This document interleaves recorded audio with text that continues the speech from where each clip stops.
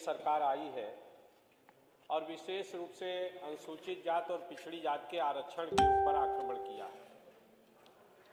मान्यवर, अभी 69,000 शिक्षकों की भर्ती में आयोजित कराई गई थी और उसमें जो परिणाम आया उसके आधार पर नियुक्तियां हुई।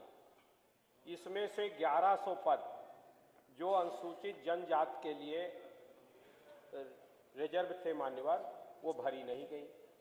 और जब अनुसूचित जनजात के लिए नहीं भरी गई मान्यवर, उसी के संबंध में एक शासनादेश 2007 में हुआ था।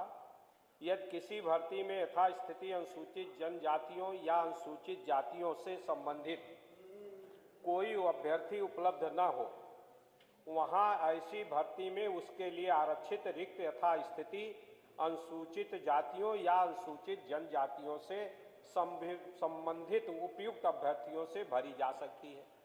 अब अनुसूचित जनजाति के अगर 1100 पद रिक्त रह गए तो उस शासनादेश के अनुसार उसको अनुसूचित जातियों के अभ्यर्थियों से भरी जानी चाहिए थी, लेकिन सरकार द्वारा उस भर्ती को नहीं किया गया, वो रिक्त पद खाली रह गए, जिसके कारण हमारे पूरे प्रदेश का जो अनुसूचित जात का समाज का अभ्यर्थी है उनमें मान्यवर आक्रोश है।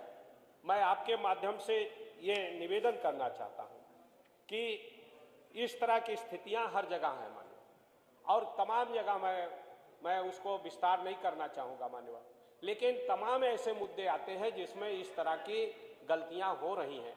मैं आपके माध्यम से चाहूँगा कि ये महत्वपूर्ण विषय है, अनुसूचित जात के हित में है। पूरे 21% से ज़्यादा आबादी प्रदेश में है, उस पूरे आबादी के हित में प्रश्न है। इसलिए मैं चाहूँगा कि ऐसे महत्वपूर्ण प्रश्न पर आज सदन की कार्रवाई रोककर, जिससे कि वो जो 1100 रिक्तियाँ रह गई हैं, जो अभ्यर्थी उसके लिए पात्रता रखते हैं, उनको उसमें नियुक्ति मिल सके, तो निश्चित रूप से ये लोकहित का विषय है, तत्कालिक है मान्यवर, उस वर्ग के लोग आंदोलित हैं और अवलंबनीय है।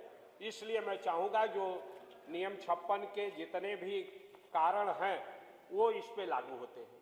इसलिए मैं चाहूँगा कि इसमें आज सदन की कार्रवाई रोककर और इस पर चर्चा कराने की कृपा करें। माननीय मंत्री जी।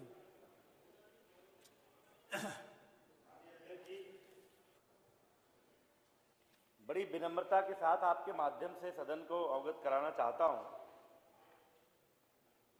एक तो कोई बात कहने पर कई बार आपत्ति होती है कि ये नहीं कहना चाहिए, तो मैं पहली बार का विधायक हूं, माननीय सदस्य से भी बहुत कनिष्ठ हूं और सदन के तमाम लोगों से, इसलिए कोई बात बुरी लगेगी तो मुझे क्षमा करेंगे। लेकिन बड़ा भ्रम पैदा होता है जब कई बार कहेंगे कि पिछड़ा, दलित, अनुसूचित जात, अनुसूचित जनजाति सबके अधिकारों का पोषण होना चाहिए, उनका उन्नयन होना चाहिए।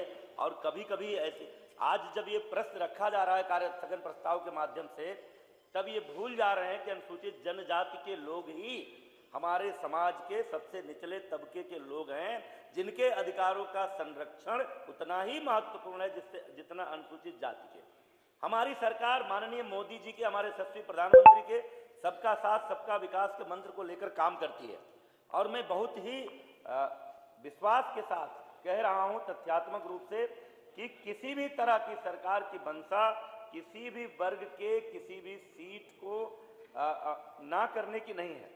69,000 जो शिक्षक भर्ती हम लोगों ने प्रक्रिया शुरू की, उसमें माननीय अध्यक्ष जी अनारक्षित श्रेणी में, जिसमें सामान्य, अति पिछड़ा, अनुसूचित जाति, अनुसूचित जनजाति सभी के मेरिटोरियस छात्र जिसमें चयन पाते हैं, ऐसे 34,589 पद भरे गए। अन्य पिछड़ा वर्ग के अंतर्गत 18,598 पदों पर नियुक्ति हुई। अनुसूचित जाति के अंतर्गत 14,459 पदों पर नियुक्ति हुई। अनुसूचित जनजाति के अंतर्गत 1,354 पद थे। केवल 245 ही अनुसूचित जनजाति के जो क्वालिफाइड अभ्यर्थी थे उन्होंने आवेदन किया था। उनमें से 24 की मेरिट ज्यादा थी तो अनारक्षित पद पर वो चयनित हो गए। इस तरह से 1,354 के सापेक्ष केवल 221 अभ्यर्थियों का अनुसूचित जनजाति की श्रेणी में चयन हुआ। इस तरह से 1,133 पद रिक्त हैं। माननीय अध्यक्ष जी, अभी वह प्रक्रिया चल रही है लगभग 1200 ऐसे अभ्यर्थियों का मामला आया था काउंसलिंग के बाद, जिनमें कुछ न कुछ अशुद्धियां थी।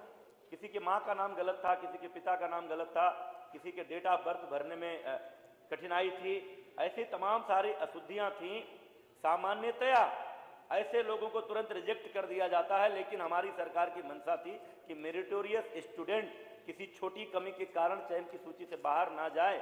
इसलिए सारे मामले, जबकि ये जनपदवार सूची जारी हुई थी, सारे मामले हम लोगों ने मुख्यालय मंगाए, केस टू केस स्टडी हुई, उसमें से अधिकांश को नियुक्त करने की प्रक्रिया हमने की।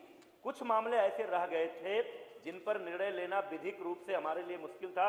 हमने अपने न्याय विभाग को सुपुर्द किया है और उनका राय आने के बाद हम फाइनल करेंगे कि इस पूरी मेरिट सूची में से कितने लोगों का अभ्यर्थन निरस्त करना है। इसके बाद तब हम आंकड़े मंगाएंगे कि जनपदवार कितने पद अभी रिक्त रह गए हैं। पहले जो हमारा अधिनियम था 1994 का आरक्षण का, उसमें यह था कि हम एससी की कैटेगरी की सीट को एसटी से भरना चाहते हैं अगर, तो हमको 3 बार बैकलॉग की भर्ती करनी पड़ती थी। मैं माननीय सदस्य की उस बात से सहमत हूं कि बाद में इसमें संशोधन हुआ 2007 में, अब हम कर सकते हैं। लेकिन माननीय अध्यक्ष जी, जब तक वो भर्ती प्रक्रिया पूरी तरह से समाप्त नहीं होती, जब तक रिक्त रह गए पदों की अधिकृत सूचना हमारे पास नहीं आती, तब तक हम किसी भी संवर्ग के पद पर दूसरे संवर्ग के लोगों की भर्ती संपन्न नहीं कर सकते। माननीय मंत्री जी ने स्वतः स्वीकार किया कि 1133 पद रिक्त रह गए हैं अनुसूचित जनजाति का, उसके लिए अभ्यर्थी अनुसूचित जनजाति के नहीं मिले। तो निश्चित रूप से उस शासनादेश जो 2007 का शासनादेश है कि अगर एससी की पद रिक्त रह जाएं तो एसटी के अगर हैं तो उससे भर लिया जाएगा, या एसटी के पद रिक्त रह जाएं तो एससी से भर लिया जाएगा। जब वो शासनादेश इस समय वर्तमान में कार्यरत है, उसको बदला भी नहीं गया, तो जब नहीं बदला गया है तो उस शासनादेश के अनुसार वो रिक्तियां रह नहीं जानी चाहिए थी। वो अनुसूचित जाति के छात्रों से, जो पात्र छात्र थे, उनसे भरी जानी चाहिए। तो ये मेरा है, और आप स्वीकार भी कर रहे हैं कि वो शासनादेश है। तो जब शासनादेश है उसको आपने रोका भी नहीं है। वो कह तो रहे कि आगे बढ़ेंगे। बाद अनुसूचित जनजाति के संवर्ग के कितने पद फाइनली लिख रह गए हैं, वो आते ही कार्मिक विभाग से परामर्श प्राप्त करके, अगर कार्मिक विभाग से अनुमति मिलती है तो हमको करने में कोई आपत्ति नहीं है, हम करेंगे। कब हो गया?